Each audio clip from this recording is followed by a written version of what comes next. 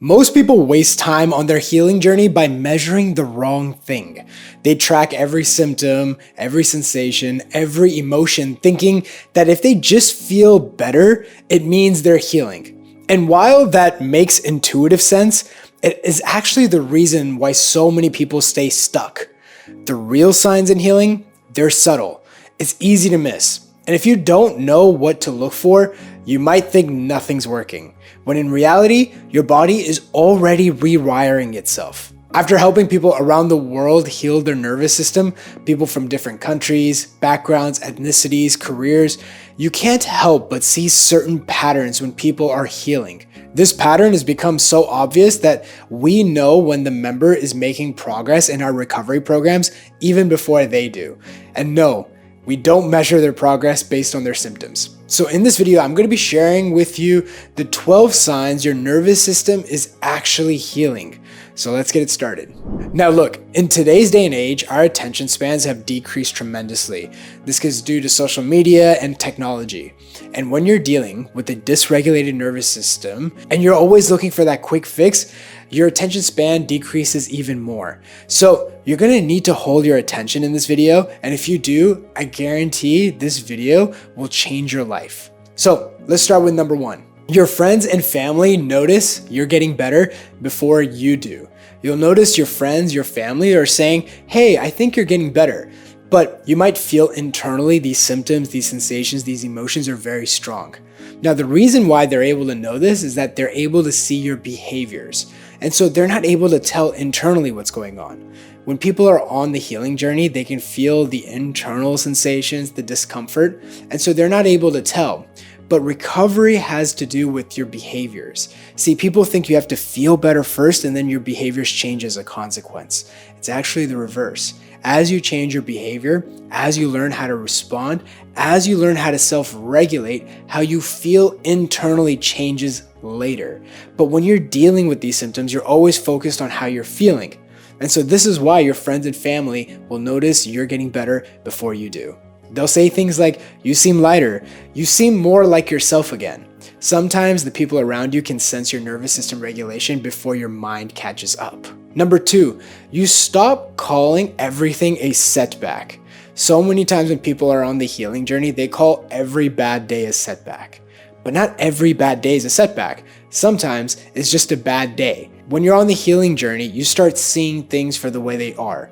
Sometimes it's just your nervous system readjusting itself. And you'll notice sometimes it overshoots, sometimes it undershoots. But not every day is a setback.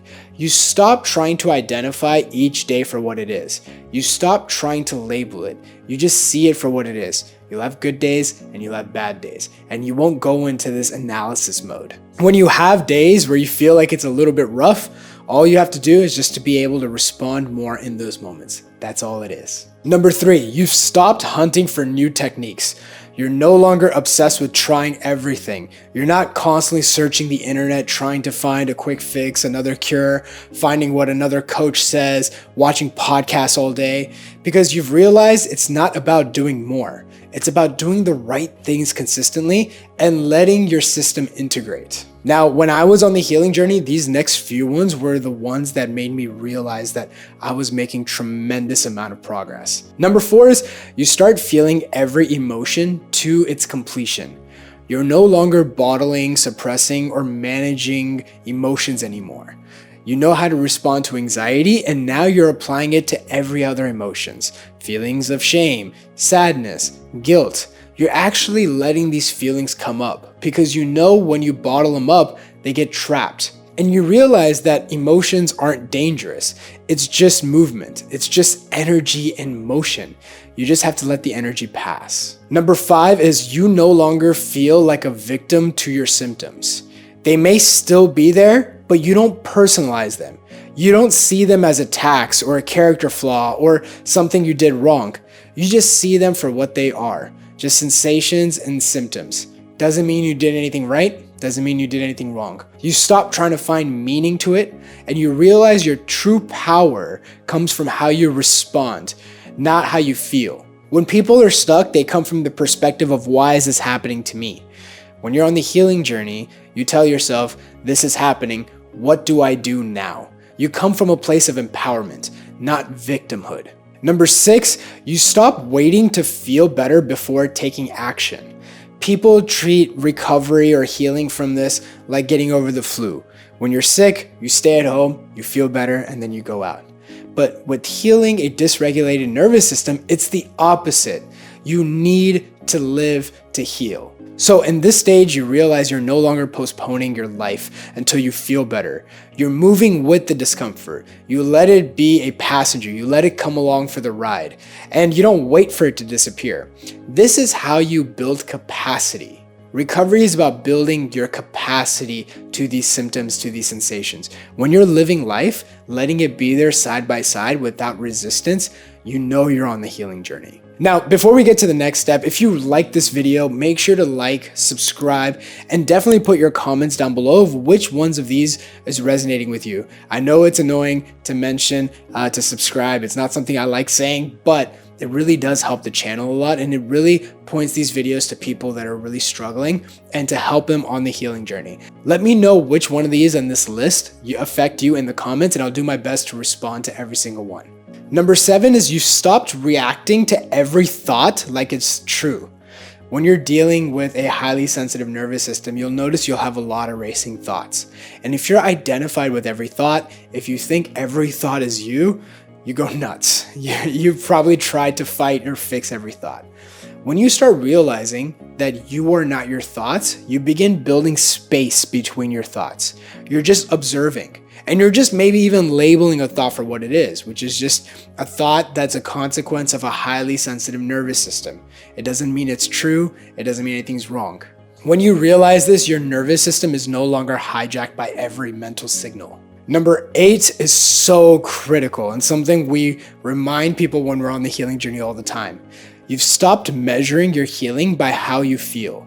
You're tracking it based on how you live, what you show up for, what you're no longer avoiding. This is huge because the body can be healing even when the mind still has its doubts. Number 9 was extremely personal for me, which is you just start laughing again, like genuinely. When I was struggling with all these symptom sensations, I remember my family saying, "Shaan, you don't smile anymore. Like you just don't smile." And it wasn't something I noticed. And one of the ways my family knew I was getting better before even I did was I would laugh at certain things. Now deep down, I still felt symptoms. I still felt sensations. I still had those doubts of am I going to get better? But because I was on the healing journey, I had little moments where I was smiling, where I wasn't so serious. And yes, I was still dealing with ups and downs on the healing journey, but the fact that I was just having moments where I was smiling showed that I was on the right path. When we see people on the healing journey, when they first join us, they have a totally different personality. And by the end, when they're doing so much better, they're so much lighter, they're so much more fun, they make jokes, and it's amazing to see how that personality shifts. Now, they were always that same person. It's just now they're overcoming a problem that they felt was unsolvable. As they're solving this problem, as they're healing, their true nature comes back. Number 10, you can sit with the wave of panic and know it will pass. Okay, this is also huge. You don't resist the wave anymore. You ride it. You don't ask yourself, what if I get another panic attack? You don't beg for it to stop. You just stay. It's not control. It's just a form of maturity. Once you start realizing that you don't need to do anything about this, that you can just let the panic come and go, and you don't need to stop your life for any reason, you're on the right path. Number 11, you still feel symptoms, but don't rush to fix them. Look, once you're healed and the symptoms are gone, it's really easy to live. The struggle happens while you're getting to that stage. And when you're at this stage, you're no longer micromanaging your body all the time. You let the discomfort be there, you listen, you trust. That's how regulation happens. It's not through force, but it's just being present in the moment. Number 12, you realize healing isn't about going back to who you were before. Because there was a version of you that broke down, that didn't know how to regulate, didn't know what was going on, probably didn't know how to rest or relate to your body. Healing isn't a return, it's actually an upgrade. You're becoming someone with more capacity, with more wisdom, and more trust in yourself. So if even a few of these are resonating with you, it means your body is already doing the work. You're not stuck, you're just rewiring. And if you want to accelerate this process, make sure to check the link down below in the description. That's where you'll find our recovery program, including the recovery blueprint we use to help people fully overcome their nervous system dysregulation. Until then, trust your body, it knows how to come home.